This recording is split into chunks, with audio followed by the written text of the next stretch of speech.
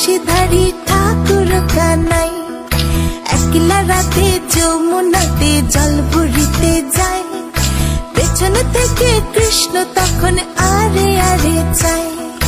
জল ভর রাধে ও গোয়ালের ঝি, কলস আমার পূর্ণ করো রাধে বিনোদী। কালো মানিকে হাত পেতেছে চাঁদ ধরিতে চায়। বামনকে আর হাত বাড়ালে চাঁদের দেখা পায়।